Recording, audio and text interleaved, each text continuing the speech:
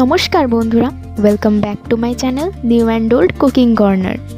আজকে আমি আপনাদের বানিয়ে দেখাবো কচি চাল কুমড়ো দিয়ে উচ্ছে আর চিংড়ির এক সুন্দর শুক্তোর রেসিপি।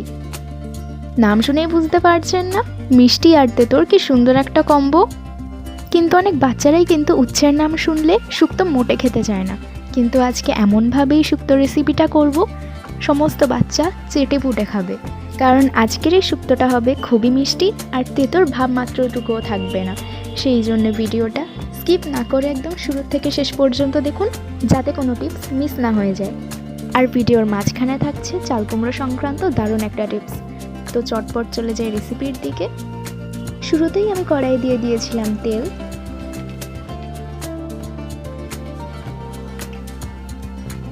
আর তারপর দিয়ে দিয়েছিলাম কুচো চিংড়িগুলো।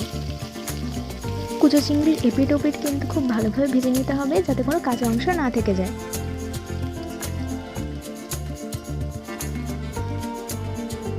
এবার আমি চিংড়িগুলো এপিট ওপিট করে ভালো করে ভেজে নিচ্ছি। গন্ধতেই কিন্তু মনে পড়ে গেল সেই ছোটবেলার মায়ের হাতের শুক্তের স্বাদ।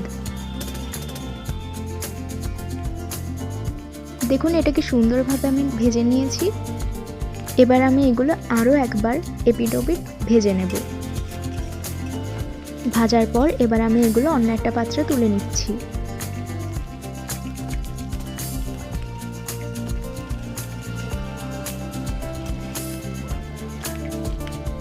এরপরে আমি সেই তেলেই দিয়ে দিয়েছিলাম উচ্ছে।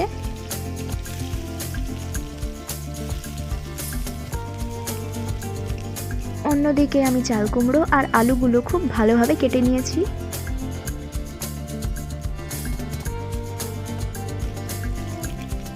উচ্ছেগুলো কিন্তু অন্যদিকে খুব ভালোভাবেই ভাজা হয়ে গেছে। এবার এগুলো আমি অন্য একটা পাত্রে তুলে নেব।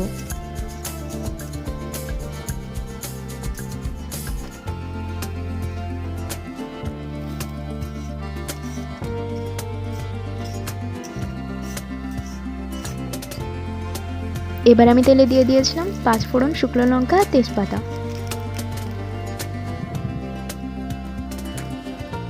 দিয়ে দিয়েছিলাম আদা বাটা,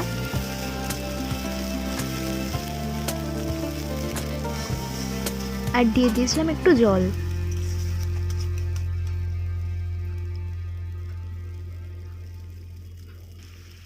দেখুন কি সুন্দরভাবে এটা ফুটতে শুরু করে দিয়েছে।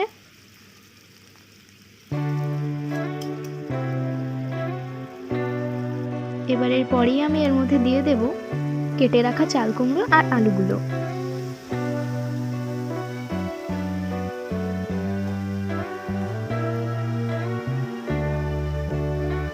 আর এরপরে আমি দিয়ে দিয়েছিলাম গ্রেট করে রাখা নারকেলগুলো।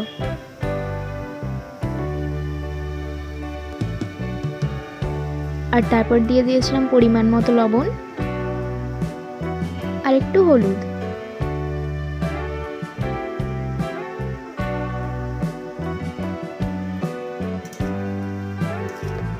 এবার এগুলো আমি সবকিছু ভালোভাবে মিশিয়ে নেব।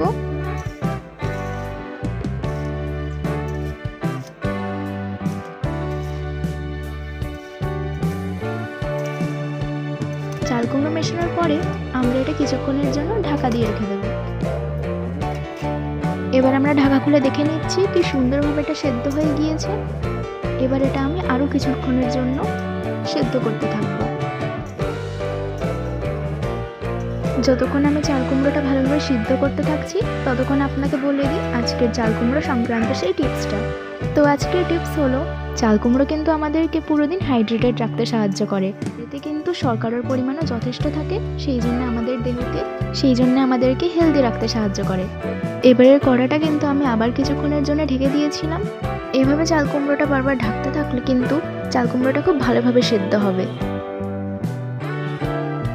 এবার এরপর আমি দিয়ে দিচ্ছি চিংড়ি মাছগুলো।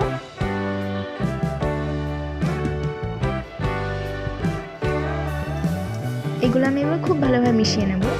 আমি যেভাবে শুক্তোটা বারবার নাড়তে থাকছি, আপনাদেরও কিন্তু এভাবে শুক্তোটা নাড়তে থাকতে হবে, নাহলে কিন্তু কড়াইটা লেগে যাবে।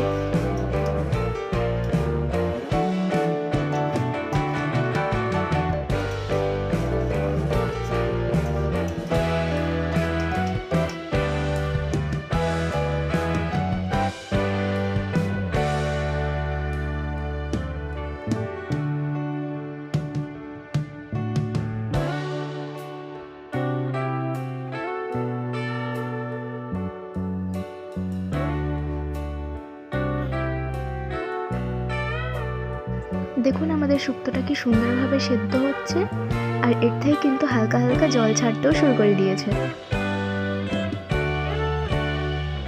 এবার এর মধ্যে আমি দিয়ে দিয়েছিলাম চিনি।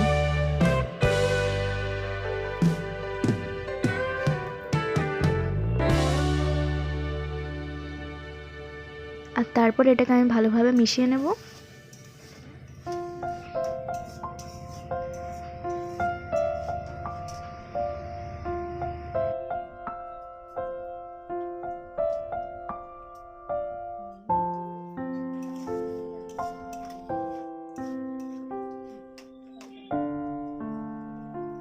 এরপরে আমি এর মধ্যে দিয়ে দিয়েছিলাম ভেজে রাখা উচ্ছেগুলো। এগুলো এবার ভালোভাবে মিশিয়ে নেব। এবার আমি এটা কিছুক্ষণ নাড়াচাড়া করার পরেই এটা আমি নামিয়ে নেব।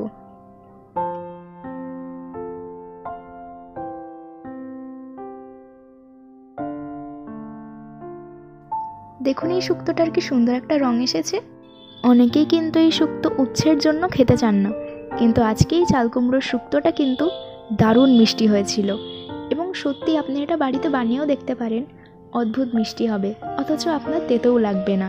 আর বাড়িতে অবশ্যই এটা একবার ট্রাই করে দেখবেন। তাছাড়া আপনি যদি চ্যানেলে নতুন হন তাহলে অবশ্যই চ্যানেলটিকে একটি সাবস্ক্রাইব করে দেবেন, কমেন্ট করবেন, লাইক করবেন এবং আরও বহু মানুষের সাথে এটা শেয়ার করবেন, যাতে তাদের কাছেও এই দারুণ স্বাদের চাল কুমড়োর শুক্তো পৌঁছাতে পারে। আর তাছাড়া আজকে আমার ভিডিওটা কিন্তু এত দূরই ছিল। ভিডিওটা ভালো লাগলে অবশ্যই কিন্তু কমেন্ট করে জানাবেন কেমন লাগলো আপনার এই শুক্তোর রেসিপিটা। দেখা হচ্ছে পরের ভিডিওতে। ধন্যবাদ।